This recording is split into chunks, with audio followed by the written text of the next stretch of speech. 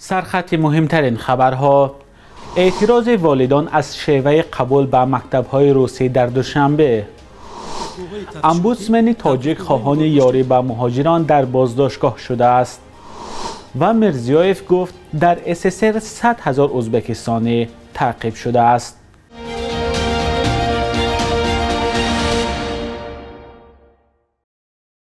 درود بیننده عزیز، با آخرین خبرهای تاجیکستان و جهان در خدمت شما هستیم. امروز 2 سپتامبر است.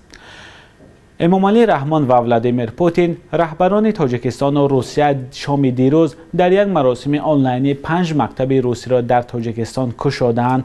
رهبران دو کشور باز شدن مکتب‌ها را نمونه همکاری سودمند دو کشور گفتند، اما گروه از ساکنان در دوشنبه از طرز قبول به مکتب‌های روسی ناراضگی کردند.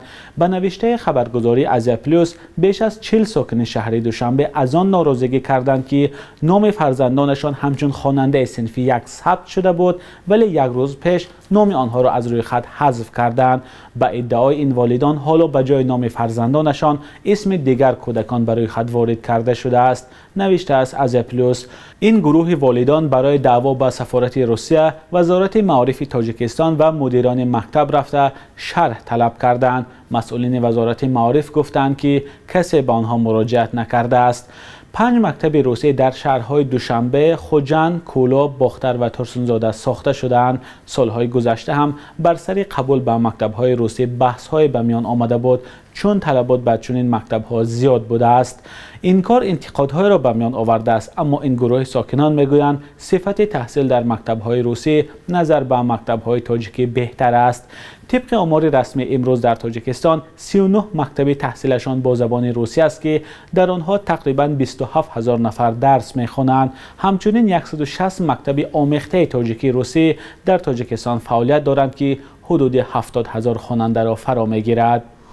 حالا یک آگاهی کوتاه از همکارم مومن احمدی درباره ساعت‌های نو نشر برنامه‌های تلویزیونی رادیوی آزادی در یوتیوب و فیسبوک و وبسایت رادیوی آزادی. بیننده گرامی، ساعت پخش برنامه‌های تلویزیونی رادیوی آزادی از روز 1 اکتبر تغییر می‌یابد.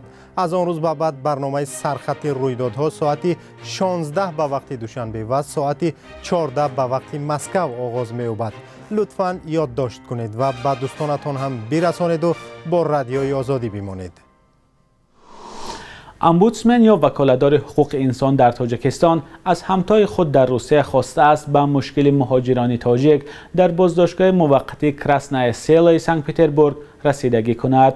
یک گروه از مهاجران بازداشت شده تاجیک 2 روز پیش به رادیوی آزادی شکایت کردند که 1 ماه باز در شرایطی بدی هستند ولی کسی به دادشان نمیرسد. امید بابازاده، امبودسمن تاجیک، هنگام صحبت با نمایندگان سازمان جهانی مهاجرت در تاجیکستان و هم نمایندگان صلیب سرخ در روسیه خواهان پیگیری قضیه شده است. نمایندگان صلیب سرخ روسیه گفتند از احوال مهاجران تاجیک در بازداشتگاه موقتی خبر گرفته به آنها کمک ضروری میرسانند. شماره مهاجران تاجیک در بازداشتگاه کراسنای سیل تقریباً 50 نفر گفته می شود. مقامات روسیه میگویند که آنها اجازه کار و اقامت نداشتند و بنابراین اخراج کرده خواهند شد.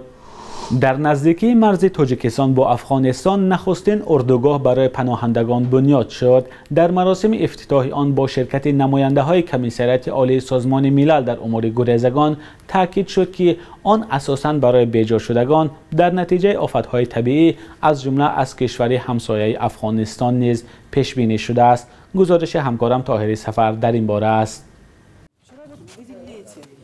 نخستین اردوگاه برای بیجا شدگان و پناهجویان احتمالی در خاک تاجیکستان و در نزدیکی مرز با افغانستان. در مراسم افتتاح آن مقامات رسمی و نمایندگان اداره پناهجویان سازمان ملل حضور داشتند. کمیسریت عالی سازمان ملل در امور گریزگان در این طرح اساساً وظیفه مساعدتی و جمع آوری مبلغ را به عهده داشت، هرچند خود سازمان ما نیز برای طرح $500,000 آمریکایی جدا کرده است. اردوگاه در ناحیه جلالالدین بلخی در 50 کیلومتری مرز با افغانستان نارام جایگیر است که پناهجویان زیاد می‌خواهند از آنجا به تاجیکستان وارد شوند. در مساحت بیش از 1 هکتار است و خیمه‌های آن می‌توانند برای 20 نفری سرپناه باشند. در مرحله اول برای 500 نفر پیش بینی شده است و شاید در آینده بزرگتر شود. лагер умуман ҳамин дар мавриди аввал вақте ки сохта шуд ба 500 нафар мувофиқа гашт, лекин дирӯз баъд аз оне ки аз ҷониби ҳукумати ҷопон чанд тан дигар хайма пешниҳод гашт, ин ордугоҳ метавонад васеъ гардад майдонаш ва ба 1000 нафар ниёзмандон гӯем ки дарҳои худро боз намояд. ҳукумати тоҷикистонро дар гузашта барои қабул накардани паноҳҷоёни афғон ки аз ҷангу хунрезӣ ва аз тарси толибон гурехта ба марз омаданд танқид карданд. ҳукумат мегӯяд ки тавоноии сарпаноҳ додан ба фирориёнро надорад. ордугоҳ барои беҷошудагон ва паноҳҷоёни эҳтимолӣ дар тоҷикистон баъд аз чанд рӯзи интиқоди созмони милал боз шуд ки гуфт ҳукумати тоҷикистон як хонаводаи паноҳҷоёни афғонро бархилофи аҳдномаҳои байналмилалии худ ба афғонистон фиристода ҷони онҳоро дар хатар гузоштааст. آنتونیو گوترش دبیر کل سازمان ملل و پرزیدنت امامعلی رحمان شب گذشته تلفنی گفتگو کردند. این دومین صحبت تلفنی گوترش و رحمان در یک هفته اخیر می باشد. آنها آخر هفته گذشته هم با صحبت داشتند. طبق اطلاع دفتر مطبوعات پرزیدنت تاجیکستان، در صحبت ها مسئله روابط تاجیکستان و سازمان ملل، امنیت منطقه و وضعیت افغانستان بررسی شده است. سازمان ملل در این باره خبر نشر نکرده است، اما صحبت‌های پیهمی آنتونیو گوترش و امامعلی رحمان در حال صورت می‌گیرد که اخیراً کمیسریت عالی سازمان ملل در امور گریزگان از اخراج گروه از مهاجران افغانستانی از تاجیکستان نگرانی کرد. پرزیدنت ازبکستان شفقت میرزیویف 31 آگوست در یک سخنرانیش از قربانیان تعقیب‌های دوران اتحاد شوروی یادآوری کرده گفته است تا به دست آوردن استقلال دولتی کشور 100,000 هموطن ما تعقیب و 13,000 کس پرانده شده است. هرچند استقلال دولتی 31 سال قبل به دست آمده باشد، بابایان ما برای آن بیش از 100 سال پیش کوشش کرده بودند. 100,000 هموطن ما تعقیب گشته 13,000 آنها را بیرحمانه پراندند، گفت میرزیویف. با گفته میرزیویف، دادگاه عالی ازبکستان سال گذشته 235 قربانی تعقیب‌ها را سفید کرده است. در ازبکستان 31 آگوست همچون روز یادآوری از قربانیان تعقیب‌ها تجلیل کرده می شود. با گفته تاریخ شناسان، صدها شهروند تاجیکستان هم در سالهای 30 عصر گذشته تعقیب و گروه کشته شدند، اما مقامات تاجیکستان در این زمینه چیزی نمیگویند و بایگانی‌ها هم باز نشده است. بخش یک روز تاریخ را همکارم خیرامان بقازاده تقدیمتان میکند که مهمترین تحولات تاریخی در روز 2 سپتامبر را فرا میگیرد.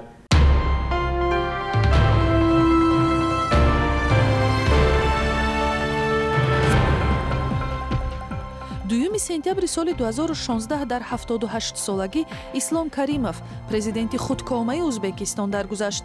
Каримов дар 27 соли раёсатҷумҳурияш ба яке аз раҳбарони бонуфузи минтақаи Осиёи марказӣ табдил шуд. дар давраи раҳбарии ӯ равобити Узбекистон бо ҳамсояи наздиктаринаш Тоҷикистон фавқулода маҳдуд шуд ва Тошканд монеи иҷрои бархе тарҳҳои муҳими стратегии Душанбе гардид. дар маросими дафни Каримов дар Самарқанд президенти Тоҷикистон Эмомалӣ Раҳмон ҳам ширкат кард. 2 сентябри соли 2015 Кумитаи байналмилалии Салиби Сурх гуфт бар асоси ҳисобҳои муқаддамотӣ 1500 шаҳрванди Тоҷикистон бедарак шуда мебошанд. Агар як қисми калони ин нафарон дар давраи ҷанги шаҳрвандӣ солҳои 90 нопадид шуданд, сеякашон дар муҳоҷирати корӣ дар Русияву дигар кишварҳо бедарак гардиданд. 2 сентябри соли 2011 зодрӯзи нависандаи маъруфи тоҷик Сотимуллозода аст ки барои хонандагонаш дар 86 соли умр бо забони соддаву зебо достонҳои пурдарду хотирмоне аз корнамоиҳои фирдавсиву восеи сиёнгар нақл кардааст. зиндагии худи ин нависандаи хушном ки баъди тарки иттиҳоди шӯравӣ кардани писараш мавриди фишори идеологӣ қарор гирифт, достони пуршебу фарози дигарро мемонад. Улуғзода аз Тоҷикистон рафт ва дар Москав даргузашт. قرب روبل روسی و هم دلار آمریکایی شبانه روز گذشته بی تغییر بود. صبح امروز در بانک‌های تجارتی تاجیکستان 1000 روبل روسی به 166 سومانی برابر است. 100 دلار آمریکایی باشد تا 1010 سومانی عوض می شود. قرب رسمی بانک ملی تاجیکستان برای امروز 2 سپتامبر چنین است.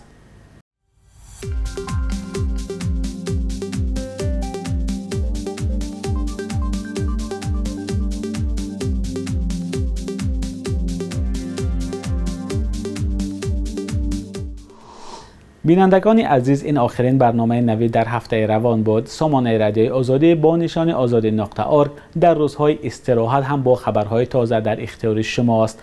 با امید دیدار در هفته آینده. خدا نگهدار.